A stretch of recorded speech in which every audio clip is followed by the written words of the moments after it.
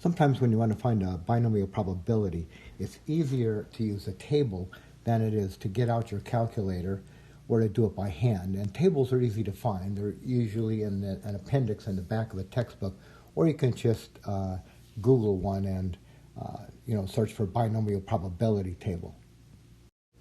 So that's what I did here, and I just cut out a portion of it because they're pretty long, and I couldn't get the whole thing on the screen without it being readable.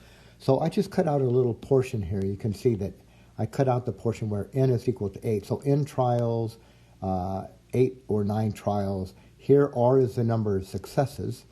So out of 8 trials, you could have 0 or 1 or 2, ... all the way up to 8 successes. You could have 9 trials, and the r number of successes, 0, 1, 2, 3, all the way up to 9 successes. And then across here, here's the corresponding probabilities for P, right? The probability of successes. So how do we use this? Well, let's look at 2 examples here. First of all, suppose we have 8 trials, and the probability of success on a single trial is 0.35. Now what we want to do is, let's do it exactly here. So this is going to be, what's the probability of getting exactly 3 successes? All right, so here's what you do. You come over to 8, I'll do it here, right? 8, so n is 8, because we have 8 trials. You go down to 3, right here, and then you follow it over to the 0.35 column, right here.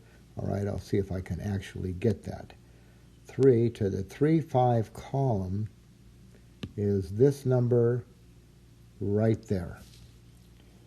Do I have it right? Let me just be sure here. I'm in the 8, I'm in the 3, and the 3.5 column. Got it. Okay, so what's the probability of getting exactly 3 successes out of 8 trials when the probability of success is 0.35?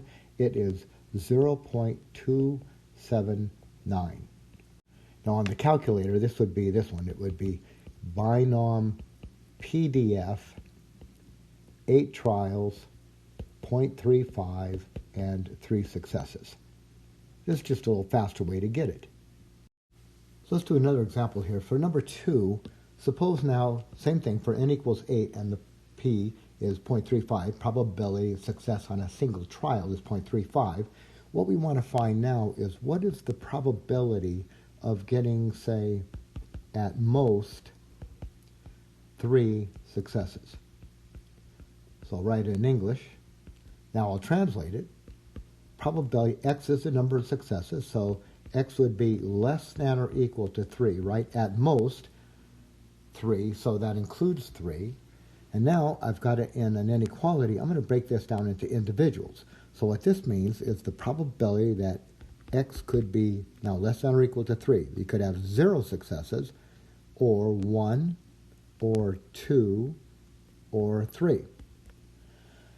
But now you have ors, and these events are mutually exclusive, right? If you get exactly 1 success, you can't get exactly 2 at the same time. So they're mutually exclusive, so I can just break these apart as individuals. I'll get the probability that x is 0, plus the probability that x is 1, plus the probability that x is 2, plus the probability that x is 3.